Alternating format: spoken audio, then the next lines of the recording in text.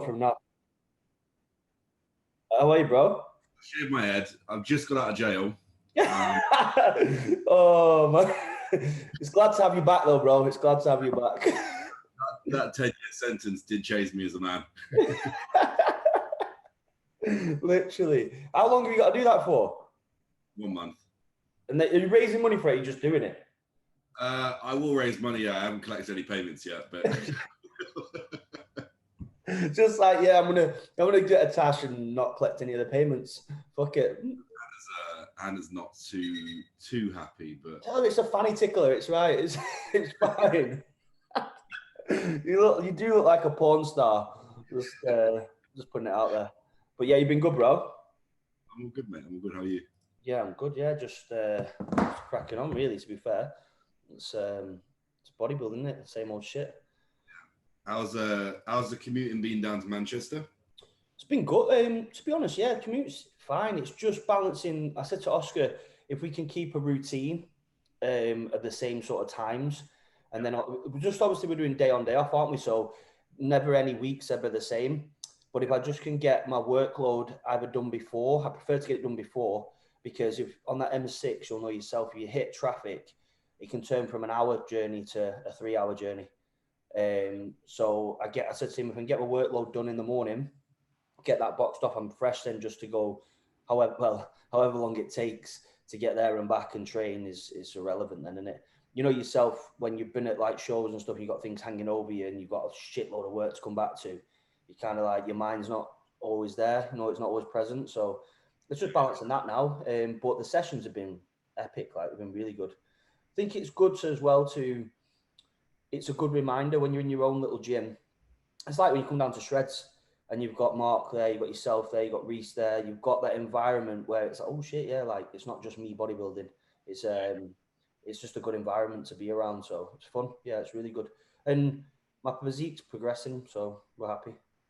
Yeah, Um, just keeps you especially for the stuff that's the higher priority for you in this phase. It kind of keeps you accountable to that, and Oscar's there to kind of stay on you in regards to what needs to be yeah, done. I did some warm up sets last week, and I was like, yeah, I've nailed them. And then Oscar just came over and was like, yeah, do your set. And I was like, yeah, I didn't do any of them sets right. I was like, them sets were dog shit. It's just, you know yourself, them last few reps when someone's on you. It's Yeah, different when you're training with someone because the person's trying to recover. But when you're training someone and they're like literally cueing you for every single moment of that rep, you know them reps count and they're the reps that are going to make the difference. So it's good. It's refreshing to have that because sometimes it's just human nature just to let it off your lat or to pull with your hand or pull your arm rather than use your lat and rather use counter force and so on. So there's things that I've learned which I've been able to apply to my clients, which is really good as well. So it's decent. Yeah, so we're going to talk about that the whole blast and cruise sort of thing. I put it out there, and I think it's just something that's not really very well understood, and yeah, people go, oh, I'll do 1 mil a test, or I'll do half a mil a test, and then I'll do some primo, or I'll do this and do that. So I kind of just wanted to give people an insight, because every time I put up what I'm doing, people don't really have an educated the education on it or the knowledge on it of why. So I thought it'd be good to just give people an overview because just to make sure that people are doing it right as well and they understand why they're doing it and what they're doing it and take away that whole bro science of, well, my mate says, or my mate who just come out of jail says. So yeah, I kind of, if we could just run over like, just obviously from your perspective, like what is a cruise? Like what is yeah. it? Yeah. If we were to kind of define that via blood work, and the big thing that the big misconception here is, everyone's heard the story of, I'm cruising on 250 or I'm cruising on 2 mil a week or I'm cruising on 1 mil a week, whatever it might be. The gap in knowledge there is what that milligram per week equates to on the blood work. So that's really the only thing we're trying to really kind of steer here in regards to, right, I'm using this amount of androgen load per week, and if for the most part, if somebody's cruising, they're probably only using testosterone, or they might be using testosterone and a small amount of DHT derivative like Primo or Masteron just to control estrogen, control estradiol on cycle. But at the end of the day, the big thing we need to consider when we're looking at a cruise is what the objective of that phase is, and what do we actually want to get out of that phase in the first place. And for the most part, a cruise is a restoration phase. So we're not looking at resensitizing the androgen receptor when people come off or come and pull down in terms of androgen load, because that won't occur. The biggest thing we're looking at here is we're trying to alleviate some systemic stress on the body, and to basically prime you for when you actually next start pushing that total androgen load up. And when I say total androgen load, I mean if we were to take every single aspect of the stack that we're using, which is androgen based, so somebody's using on cycle testosterone, Primo, and Tren or MPP or whatever it might be, the total milligram load of those drugs is going to equate to this total androgen load per week. And the same thing goes like if somebody's using Proviron or if somebody's using an oral, same thing. So all that milligram is going to add up to this total load per week.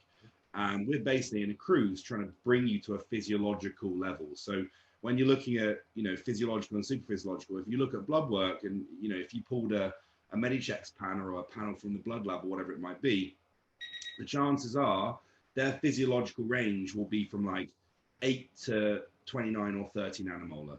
So we've got a window there. This is testosterone, right?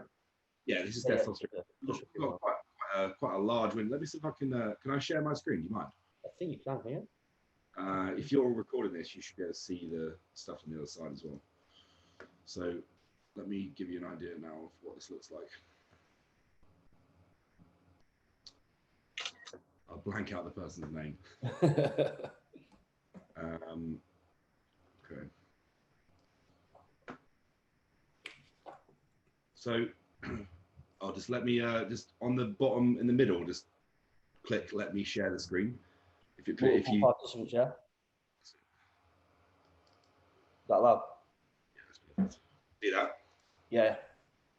Say this is our set of bloods now for X person. Yeah. And this all links to what we refer to as the HPTA axis. So if you look at a male, so me or you, an alpha male, obviously. Yeah. With that tash. Yeah, fucking right. The HPTA axis basically stands for hypothalamus, pituitary, and testes axis. So basically, we've got hypothalamus as the main stage there, pituitary gland, and then the testes. Now, for a female, it will be the same thing, but it's going to be the ovaries down here instead of the testes. Now, when we're taking an exogenous hormone, basically, when we take test, this basically talks back to the pituitary gland and the hypothalamus via what we refer to as negative feedback.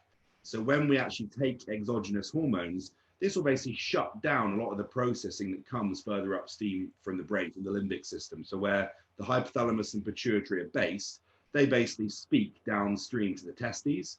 And when we're using a steroid, when we're using an exogenous hormone, like we're using, say, 150 milligrams of testosterone a week, we're adding that testosterone into the body. So your hypothalamus and your pituitary is now looking down and going, oh, we've got 150 milligrams of testosterone circulating now, so I don't need to really do my job anymore.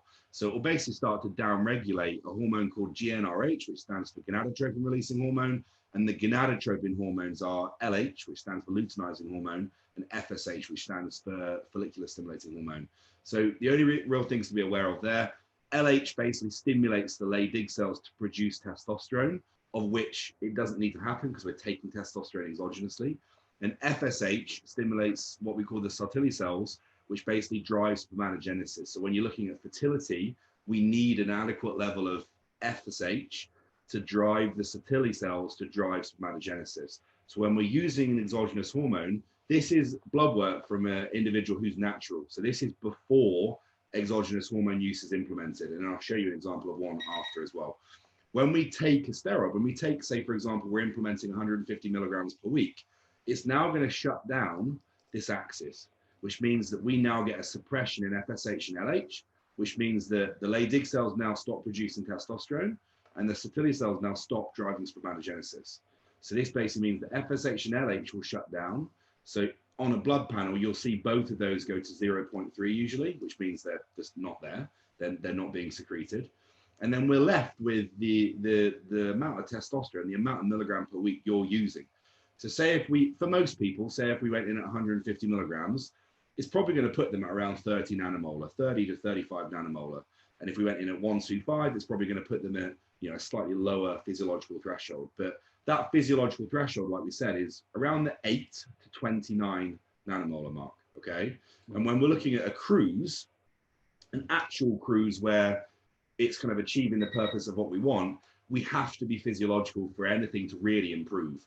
So when we're looking at the rest of the blood work and you're looking at red blood cell regulation, hematocrit, hemoglobin, you're looking at liver health, you're looking at kidney health, you're looking at lipid health, so like LDL, HDL regulation, triglyceride regulation, and there's lots of factors that will have an influence on the liver and the kidney as well. But when we're looking at reducing the strain on your body physiologically, we want to be in that physiological range. So we want to be around the 30 nanomolar mark. And for someone like you that's just obviously finished that diet, and we're using a super physiological androgen load in that diet, because we're obviously layering on these drugs across the prep to drive this physiological response, after a diet or after a prep, we want to make sure that you're actually in a position where your health metrics are improving. And if we want that to happen, we need to be physiological, okay? So that whole kind of, I'm going to use 300 milligrams a week, because I used a gram of test on prep. So if I pull down to 300, I'll be fine. Yeah, it's less of a stress, but you're still technically super physiological. So if we want to kind of play this by the book and we want to have full restoration of blood work in an 8 or a 12-week time frame, for example, and appreciate the fact that the compounds you, as I said to you when we finished the diet, the compounds that we use and the esters that we use also dictate the length of time you're going to need to cruise as well. Because if you're using, you know, acetate and propionate esters at the end of prep, they're going to clear really quickly, which means that you can get back down to physiological really quickly. If we're using enanthate esters, for example, it's going to take 4 weeks for that to actually clear in the blood. So it means that we're going to have to cruise for longer as well, because we're going to be super physiological for longer than we actually thought we would be. Does that make sense? Yeah, 100%. Yeah. So like cruising basically means if we're going to play this by the book and we want to have a systemic improvements, like a full circle improvement on your blood work, we want to try and get you down to a physiological level of testosterone. Yeah. Which for most people, you're going to be, you know, trying to target 25 to 30 nanomolar. Which and the chance around the 125 mg to 150 mg. Yeah, as a generalized rule, I'd just say 100 to 150 milligrams per week testosterone. Yeah. Per every 7 days. Per week, yeah. So, but if you look at the androgen load, and again, if you're looking at, all right, if we're doing that per week, then say you're using just use the general rule of thumb of injecting at half the half-life. So if it's an enanthate ester, we're going to be right. If we're doing 150, then it's going to be 75 milligrams twice a week. Yeah. And then, so the dictation of how long you cruise is down to, obviously, when your blood work is back in range, when everything's back healthy, right? Yeah, so the dictating factor in you, right, I'm going to start my next, you know, cycle again, or if you want to call it blast or cruise, whatever you want to call it. If we use the terms and the terminology blast and cruise, that literally just means cruise physiological, blast super physiological. Okay, that's basically what we're referring to there. The dictating factor in, right, when are we going to start picking things back up again, will be when the rest of the bloods are at a satisfactory level for us to deem it worthwhile us creeping back up again. So obviously you've got to appreciate the fact that it's like working in a super physiological range is like a perishable resource. So say if you've got, you know, £100 in your bank account and you now go super physiological, that would be like basically paying off a debt every week the more time you spend super physiological. So the longer time we spend there, the more money we're expending and the less we have left. And that's kind of the same as your blood work. So the longer time I spend pushing the androgen load or spending time super physiological, the gradual decline of the rest of the markers on my panel will be. And obviously the makeup of the stack also dictates that. So the milligram per week load that we're using, so how aggressive we're being with the drugs that we're using in terms of total androgen load, milligram per week, or likewise, the compounds that we're using as well. So some compounds are going to have a greater decline in blood work than others in the same space of time. So say if I was using,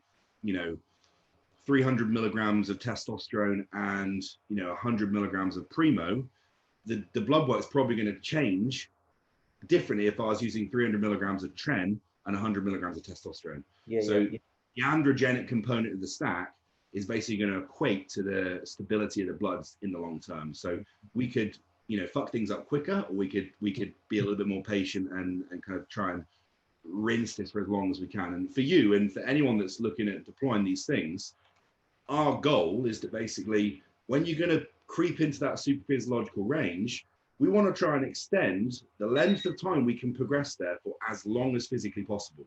So if we jump out the gate and we start really pushing it aggressively, you've got to appreciate the fact that that's now a shorter length of time that we can sustain that. And although you might gain twice as quickly at the start, you're going to have to stop, half the length that you would have done if you took a more patient approach. Yeah. And the progress is probably going to yield the exact same, whether we go hot off the gates and burn out early, or whether we're methodically adding slowly over time, and we're being really smart about our compound selection. Mm-hmm. So the reason why, like we did in your prep, is like we gradually kind of escalated things over time.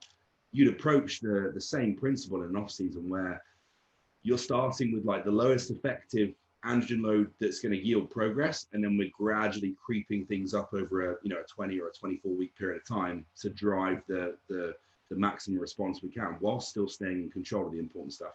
With doing that approach, you feel like you could possibly push a cycle further than 12 weeks, depending on blood work?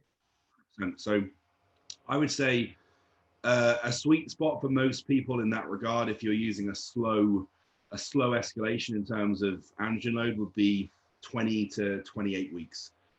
You could easily, on a quote unquote blast. Yeah, you could easily do 5 months in good control of those markers by being gradual with that escalation. And would you make blood work in, like we do, like blood work during that cycle to double check?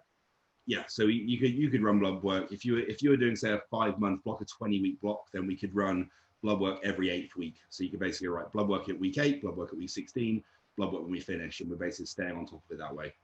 One of the questions I get a lot is why the implementation of, like, obviously I know why, but obviously like you explain it. Why do we add Primo in there? Why do we add Proviron in there when we're doing this sort of cruise? That's not, a lot of people don't deem that as a cruise, they still deem it as a cycle. Yeah. So again, we're referring that back to that total androgen load. So the primobolan, especially post-prep, when we're using Primo and Masteron, so you're using higher exposure to DHT derivatives in prep.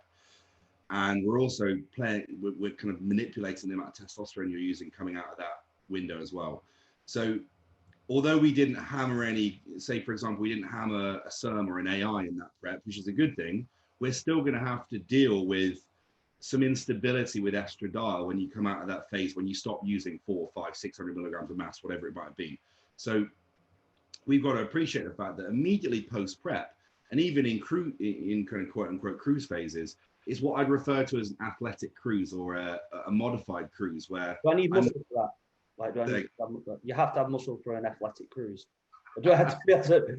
I don't know if I deal with that. There must be like a little fucking note section. I'm not into that one.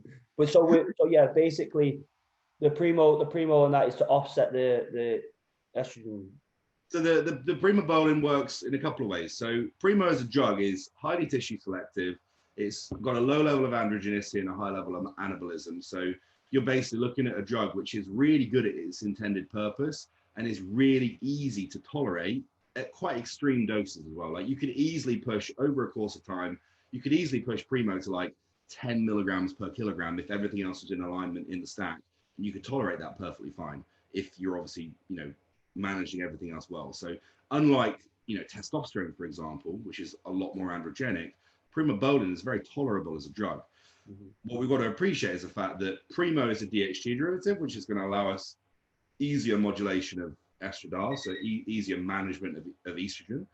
And you're also in a position where you can use primobolan as a tool to basically drive protein accretion at a higher rate. So when we're using a period of time where we're spending, you know, 8, 10, 12 weeks, whatever it might be, at a lower degree of exposure, I might leave a little bit of Primo in there to A, help us manage estradiol in the cruise, but also B, help us drive a little bit of progress even when you're on that lower androgen load.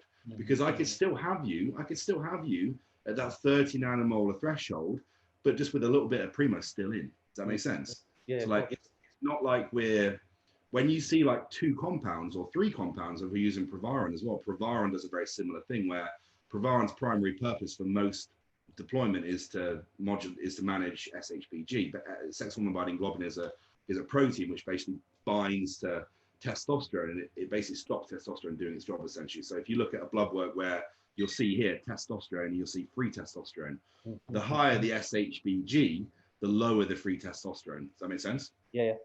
If we've got lower SHBG, then we've got high levels of circulating usable free testosterone, which is going to, you know, talk to the androgen receptor. You are in a position where the Provaron will also be another tool at managing and modulating estradiol. So again, another thing that I'm going to be quite diligent on is the ability for us not to use selective estrogen receptor modulators or aromatase inhibitors year round if we can use other tools with far less consequence and with more favorable health implications. Why? That's one of the questions as well. Is why are AIs now deemed as the devil? No, in a sense of like, what? Why do people want to avoid these? Just so people know, why do they want to avoid? It's not. You know, they do it intended purpose, and they're used in a medical environment to achieve a very, you know, effective job, and they're very, very good at that. So they still do what they're intended to do, and they do it very effectively. The reason why we're trying to move away from the reliance, and the bigger thing is the reliance, because it's a lazy man's tool to use to manage something which is very easily addressed if we just tweak around the stack as a whole. So instead of me saying, right, we're going to use 500 mega test to start this push, and you get 4 weeks into the phase, and you go, Callum, my nipples are about to burn holes through my t-shirt here, like there's something wrong. You want to milk me? Most coaches, you know, 5 years ago would then go, right, add in, you know, half a tab of Arimidex every other day. Now, when we're layering on tools like that, it might be Arimidex, it might be tamoxifen, it might be an AR, a CERN, it might be whatever. We're also using tools that are having a bigger consequence long term than we realistically think. Okay, so it's that polypharmacy environment where you're layering on drugs on top of drugs, and when you're looking at an AI, we don't want to kill estrogen off, and we don't want to suppress it to a point where it's very low, because higher estradiol is just as much of an issue as lower estradiol. So we want our estradiol, our estrogen, to be sitting at the highest tolerable set point year round. So when I say that, I mean, like, what can I get away with in terms of tolerability with test and therefore estradiol, where I still feel great and I don't have any negative impacts on, you know, how I feel on my well-being, or I don't have any gynecomastia, or I don't have any issues with my skin, whatever it might be. And that's where we want to sit year round. When we're using an AI, for example, which basically clears circulating estrogen, or a CERM, which basically blocks that estrogen receptor, a CERM's a little bit easier to deploy. If we use something like Arimidex, it's basically tanking this marker. So if we said, right, add in half a tab of Arimidex for the next 7 days and then rerun your blood work, this is going to be through the floor. And that's going to cause you consequences alongside the consequences that the AI are causing as well, with the ability for you to regulate your lipid health, with neurotoxicity, with all these long-term implications that we might not see now, but you will see in 10, 15 years time, okay? And we could have achieved the exact same goal by, right, like, why don't we just lower your test a little bit? Why don't we just introduce a little bit of Primo? Why don't we add in 25 milligrams of Provaron? Or we might not even need the Provaron if we just go, test now goes back down to 300 milligrams, which might be your higher tolerable amount. And then we just bump the androgen load up with Primo instead. And now all these issues go away, and we've used a really effective tissue selective drug, which isn't going to have the same consequences as something like a Arimidex deployment, to achieve the same job without any of the negative implications. Does that make sense? Yeah, of course, man. Yeah, I totally. Obviously, we've done this before with myself, and just from implementing it myself and with my clients and seeing their blood work, it's a massive difference and a different approach than I've used previously, but it's very effective. Same with a prep.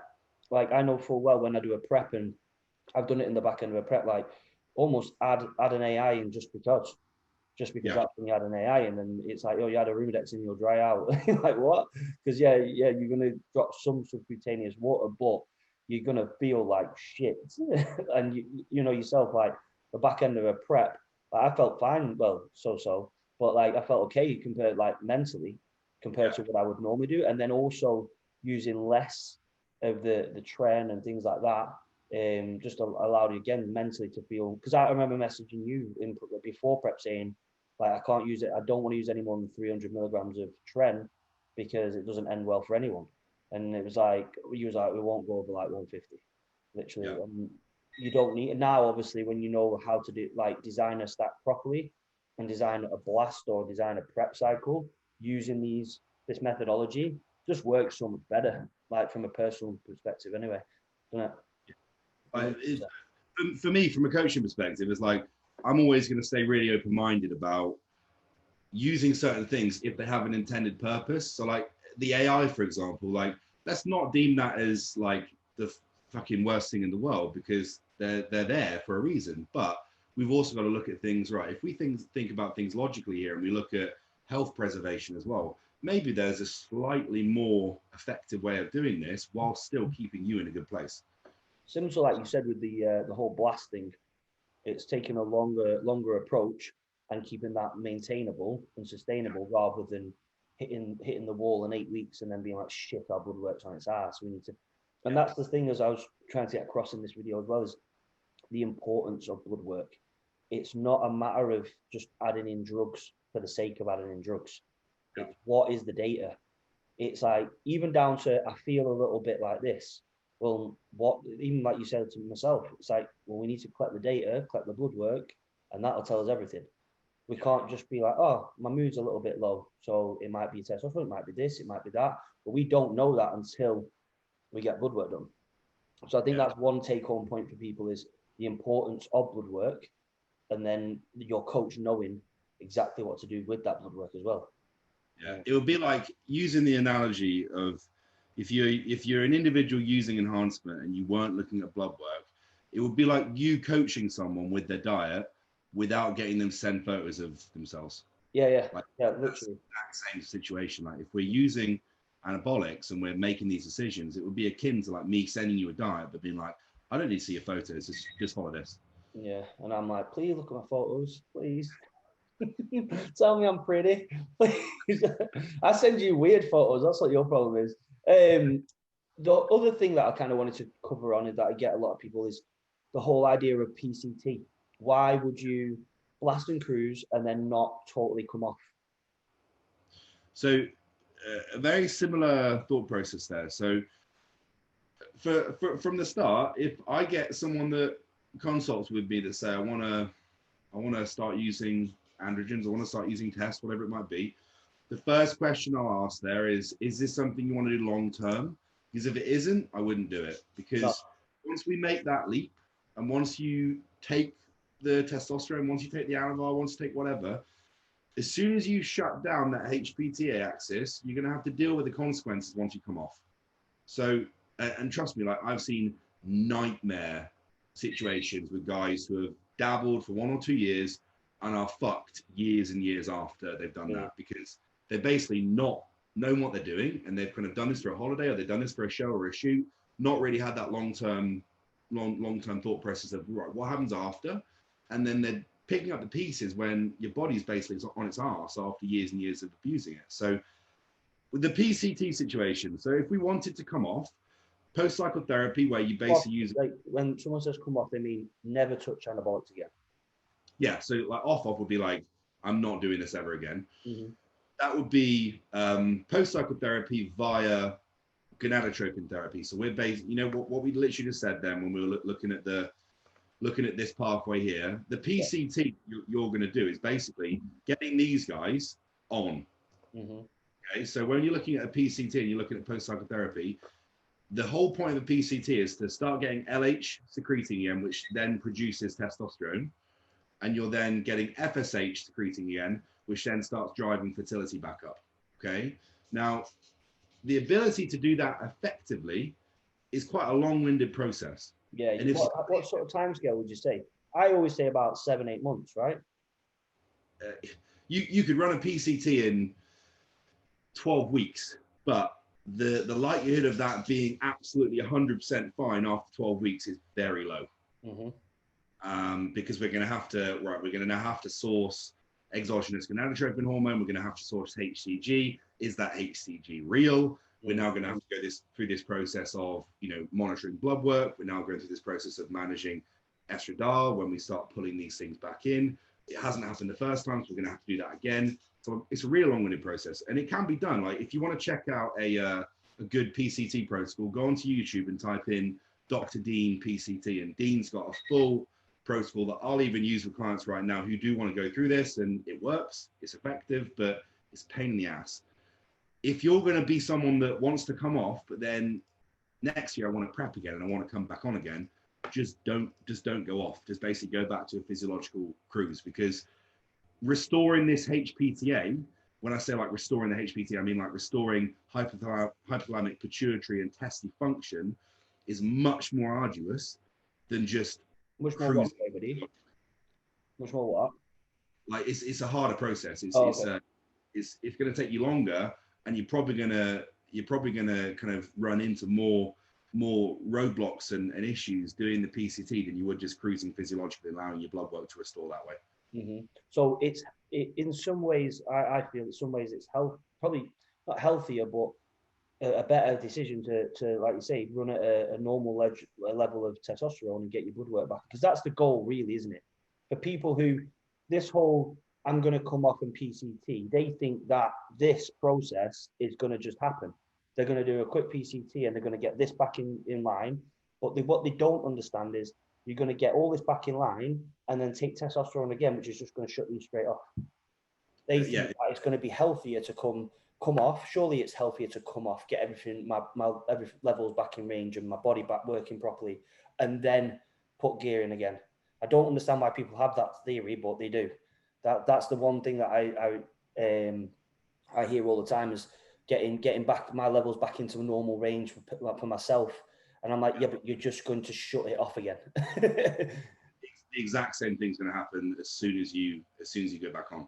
So like this is an example of the PC protocol that Dean would use, and you've got 3 phases there. One of them's hormone clearance. Phase 2 is the use of the gonadotropins, like HCG typically, and then phase 3 is basically it's like creating a spark and then lighting on fire. So you're basically creating the signal from FSH and LH and then amplifying that to basically restore that function of the axis.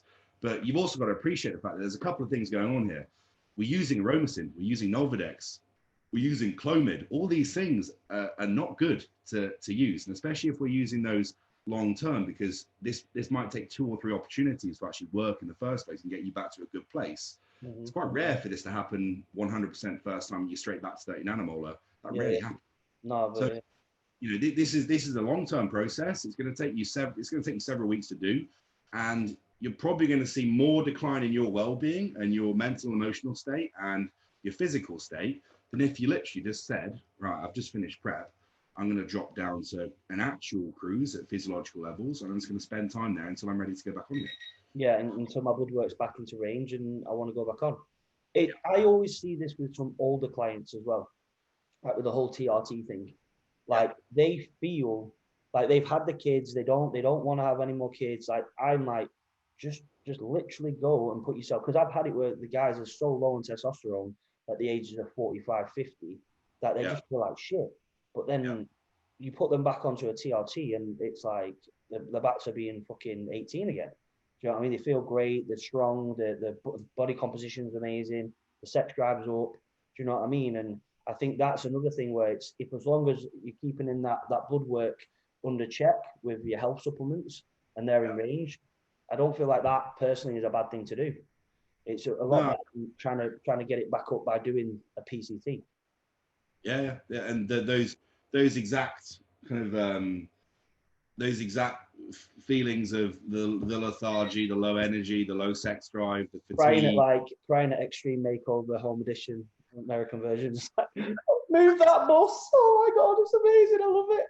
I've been there. I've been there, sat there thinking, this is absolutely amazing. I love it. And then, or like yawning, like, oh God, I'm tired. Fucking hell, just wipe my tears. Yeah. Exactly. That would be that would be, you know, how you're probably going to feel doing that PCT in the first place. So Feel like a little bitch, basically. Even with a mustache, you'd still feel like a girl. you couldn't get past it. So yeah, that's kind of yeah, to be honest, bro, that's kind of covered everything that people are asking, because I just wanted to get it from your perspective, because as well, it just gives people the education that they need to why they'd be doing certain things. Because every time you talk about, oh well, I'm using 150 milligrams of test and 300 primo and 25 megaparat, like that's a cycle, but they don't understand the methodology behind it, and the fact. And I think what's to take away is what sort of position, like you say, position you're in, and how long you want to be doing this game for, and what you're actually using anabolics for. Like I always say, if you're going to use anabolics just to use anabolics for a holiday, don't. Like it's if you've never used before and your goal's not to be a professional bodybuilder or to be a top level amateur for the next 10 years, so you've got a 5-year plan, then don't. Really, is it? That's realistically, that's the take home message as well.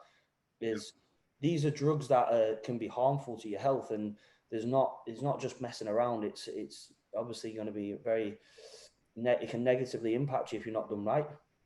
Yeah, agreed. Yeah, and that's what I think people need to take away is, before you make this decision, make an educated decision that it's going to be a long-term decision. With let's just cover a little quickly. Like, so for example, just because we ran into this sort of thing, obviously we know why now, but if you was to run 150 milligram, yeah, because this is where I would have possibly gone wrong, so this is why I'm bringing it up. And your testosterone levels was on a low end. One, obviously gear, you gear, make sure your gear is decent, and testosterone is actually what you're taking it. And then also, if that was on the low end of the testosterone like scale of the like say not 30 more, like if it was like low end, how much would you then increase it the lowest effective amount to bump that back up? So say for example it was like, right, 150 is now putting me at 17 nanomolar, and I feel like, you know, I feel like I'm 17 nanomolar as well. I'd probably just go add in 25 milligrams and just go to 175. Yeah, because that's where I possibly would have gone wrong and gone to like 50 personally. That's just because we've not done that before. I've never done that before. I've always ran. I've always in the past, I've always run 250, and just the same sort of mindset as you said is like, because I've ran my test higher previously in cycles and been like, oh, well, I ran it at 500, 700 or whatever I ran it at. It was like, well, surely half of that's going to be fine, or 1 mil of that's going to be fine. But like now that you've explained that as well, is that 150, that 100 to 150 mark is where we're going to be into that normal range. That makes perfect sense. 100%. Yeah, definitely. With just to give a quick overview as well, is when people are cruising, they should, what sort of things should they be implementing? Like, a lot of people don't understand, like, why should they be implementing niacin? Why should they be implementing omega-3? Just, that's going to help with blood work, right? Yeah, so niacin is a pretty important regulator in HDL, so like high density lipoprotein. If you look at your lipids, your cholesterol on blood work, LDL and HDL. HDL is usually the one that suffers the most when we're super physiological. LDL will climb, HDL will drop. So the niacin, which is a pretty nasty thing in itself in terms of niacin flushing as well. That will basically bump your HDL up quicker than if you didn't use anything at all. And then realistically, like, you're in the phases that you're using a lower androgen load, like that's really where we want to be focusing the most on health supplementation, because that's where we can actually really start to make forward improvements with improving the markers and getting them as best as we can before we actually start degrading them again when we push back up. So, you know, when you're on cycle and you're pushing super physiologically, like, using organ support is like putting a band-aid on and kind of just slowing down the level of degradation with blood work. When you're physiological, like, that's where we can make some real improvements with the situation there. So, you know, the omega-3s to have some cardiac benefits, to have some, you know, neuroprotectivity, to have, you know, benefits on, you know, HDL, or the same thing, anti-inflammatory benefits. You know, we're in a position where that's where you can bring in your tudkas and your inositols and your citrus bergamons, and, you know, little things like that we can really use to kind of bump the health metrics up in those cruise phases. And you can use them year round, like you should use them year round, but you're only really going to see like big markable improvements when the androgen load is lower, not higher. Yeah. And say, for example, sorry, a million questions, but just so I cover everything. Say, for example, like me personally, we run blood work. Bloods are all out of whack right now. We've been off for 4 weeks. We'll then wait 4 weeks again. Is that right? 4 weeks. For what, when you start the cruise? After 4 weeks, after you start a cruise, we'll take blood work, right? And then after 4 weeks, another 4 weeks, we'll take blood work again. Say, for example, after that 8-week total cruise, your blood work's still not in range. Would you take it every 4 weeks then? Let's run it again. Yeah. Run it again in 4 weeks, every 4 weeks. The reason why we ran 4 weeks for you, for example, was the fact that the compounds that we finished on primarily at the back end of prep were long esters. Mm-hmm. So wait for them to go out. Like testy or whatever it might be, you're gonna have to wait for them to obviously clear in the first place. So post prep, you know, if we're going to add in a cruise, you know, stack design, then we're going to have to wait for the previous stack to actually clear in the first place, which is why those 4 week blocks, when you're using enanthates, for example, those 4 week blocks, you're just running at four times the half-life, basically. Yeah, that's perfect. Yeah, that's also everyone else knows. But yeah, that's pretty much covers everything, I think, on a cruise and a blast, isn't it? Realistically, definitely. Nice one for that, bro. Appreciate it. All good. And yeah, well, let me just finish this recording.